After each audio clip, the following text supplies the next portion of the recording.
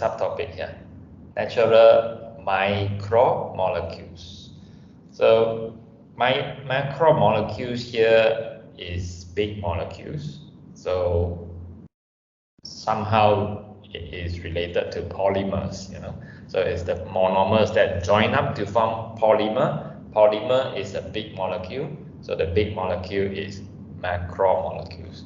So you can see here, first point, food's main constituents are proteins, fats, and carbohydrates. Okay, so proteins contains the same linkages, amide link. So remember, amide link is CONH.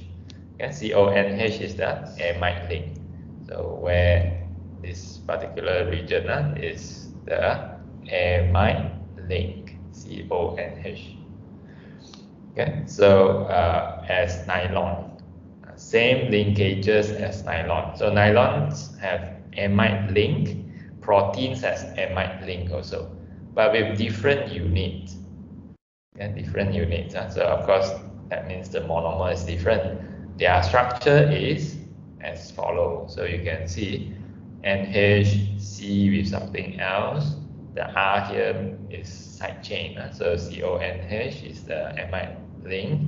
C with R, you can see CONH again. CR, C double bond O. So you can see it repeats. So it repeats in that particular way. So in digestions, proteins are broken down into amino acids through hydrolysis. Okay, so when I say hydrolysis, that means water is required. So water is required. So imagine the usage of water here. Water is HOH. Okay, so hydrolysis means breakdown of water. So imagine you break down the water at this point, then you will get H and OH. So logically, the OH should go and join with the CO. Join with the CO. So this one will go and find the CO, then the CO become COOH. Okay, so that means the amide link is expected to break down when they want to form amino acids, where the breaking point here, the C double bond O, is going to take OH to reform the COOH, the carboxylic acid, whereas the H here, we are expecting this to go and find the NH. So the NH, then the H will come here to rejoin with the nitrogen so that they form NH2, which is the amino group. So the breaking point is hence at the amide link.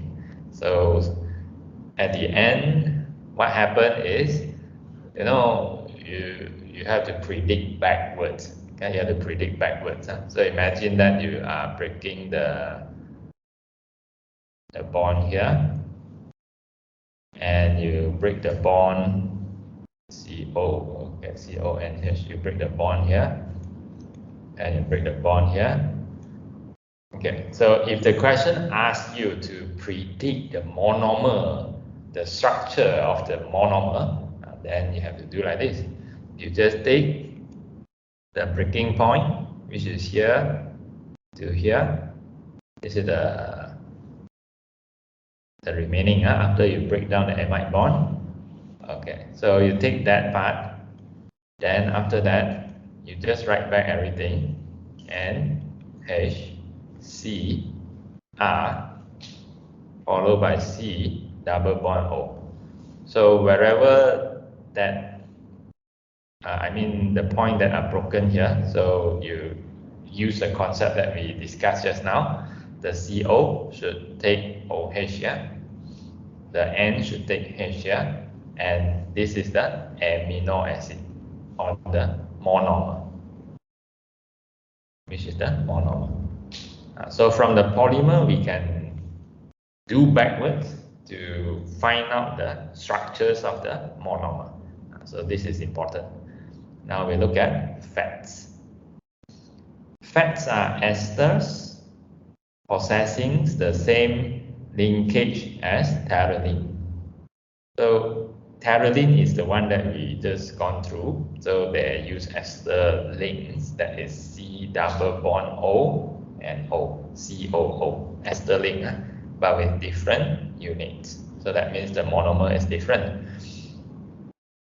Okay, so soaps is the product of the hydrolysis of fat.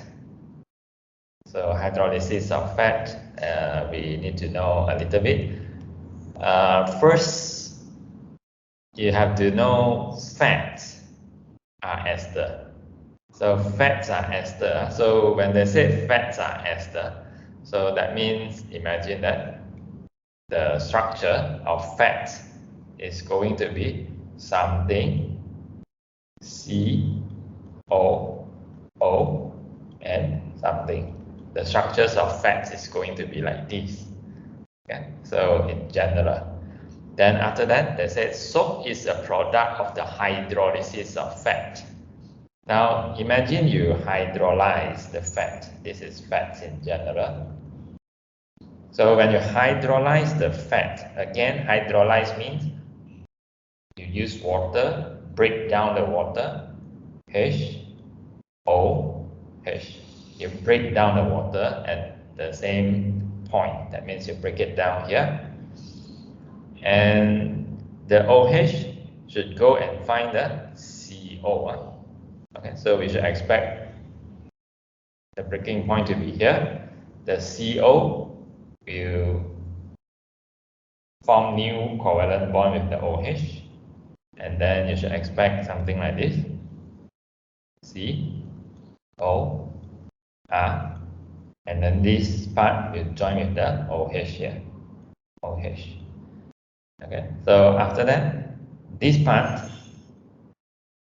is the alcohol part, O, R prime. So we'll join up with the H over there. So you should expect something like this. It works backwards. Fat is an ester, hydrolysis to form carboxylic acid and alcohol. Of course, over here, I have to give you some extra information. You will get this product if you are undergoing acidic hydrolysis.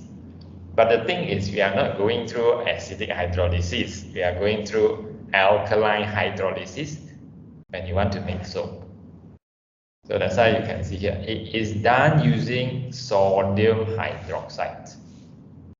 Sodium hydroxide, you know, alkaline. Sodium hydroxide is an alkaline. So if you are using alkaline, so you should take it in one extra step here. Because of the alkaline will neutralize the acids and they will form COONA. And these structures is soap. So soap is basically what? Is breaking down the ester to get the carboxylic acid. This carboxylic acid is also known as fatty acid. Fatty acid. Okay? Fatty acid.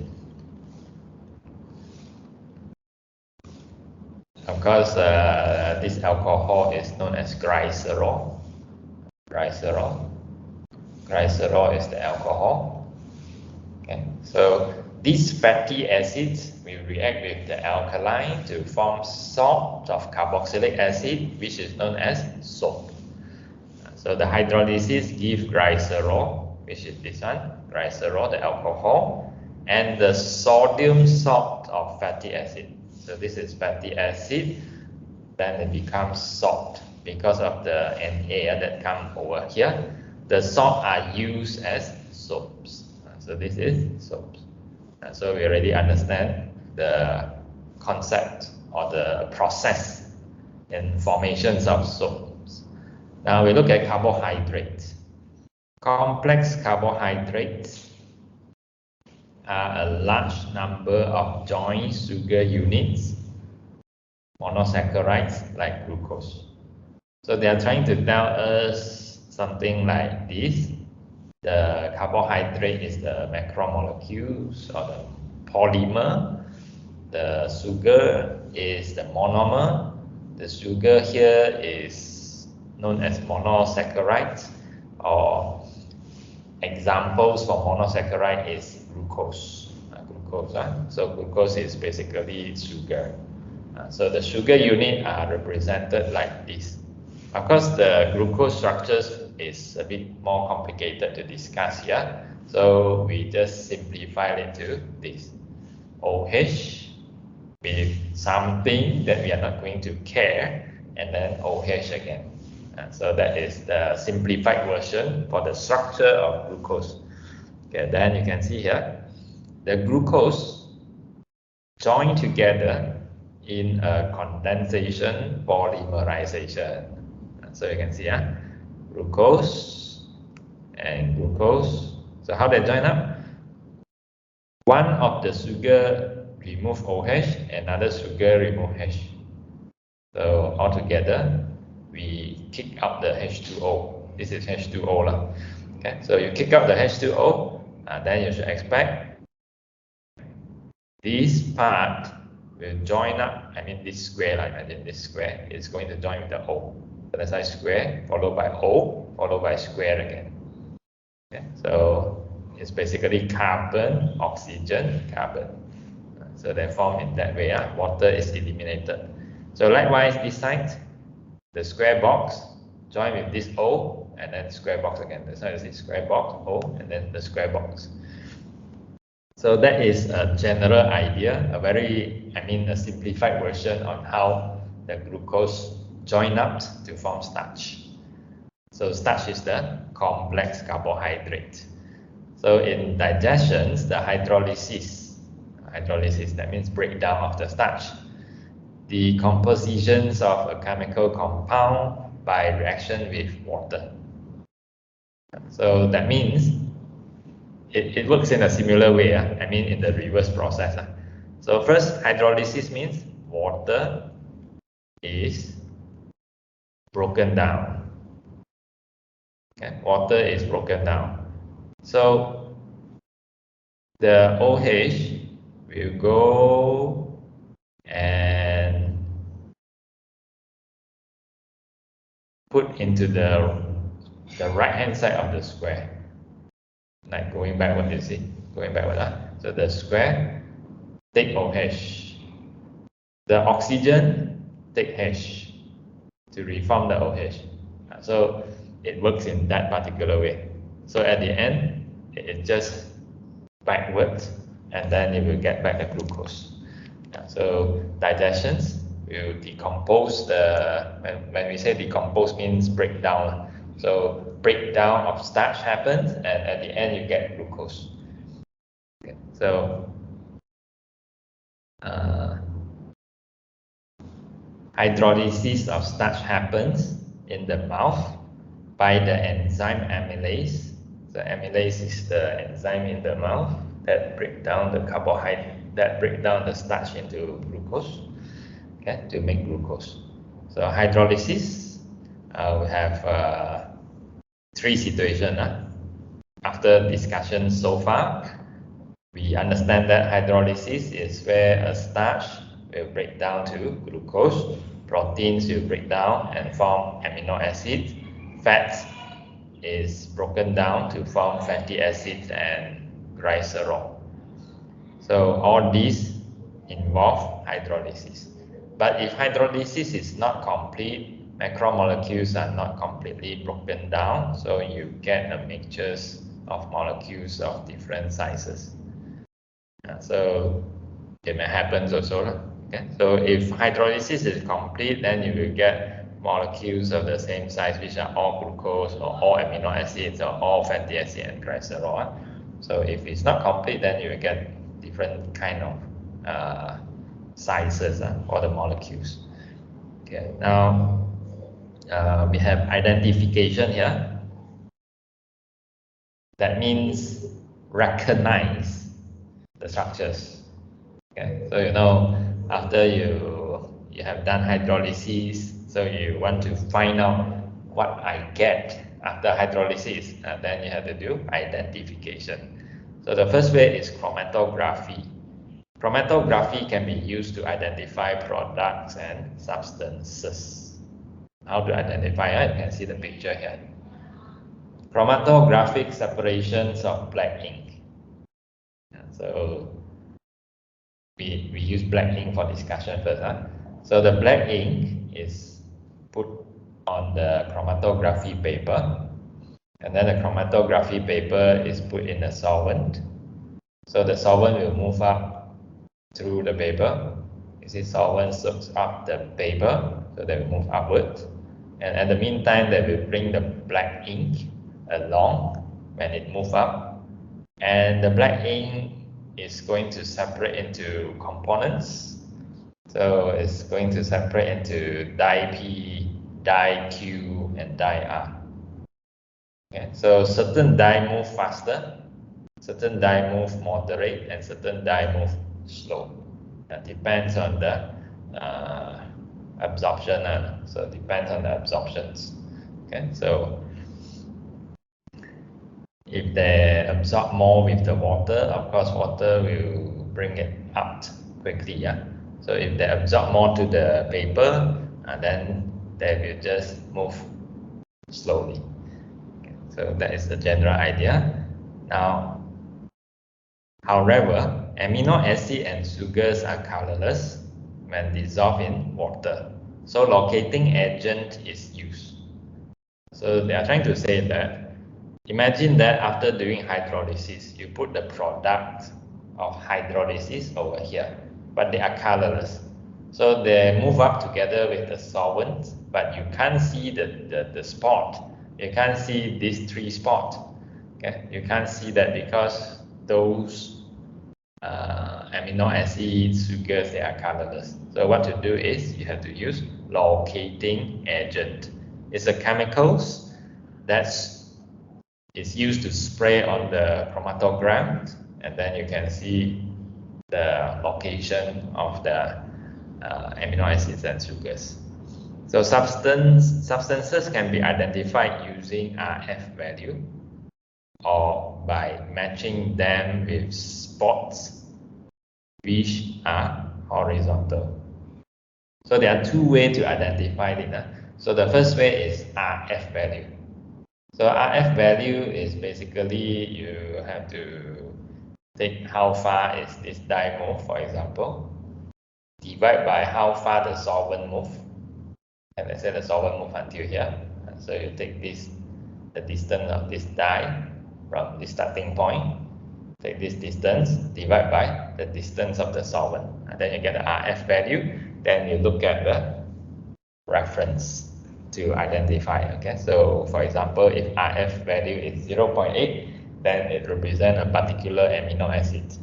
So then if let's say the RF value is 0.4, then it represents another amino acid. So we can do in that way.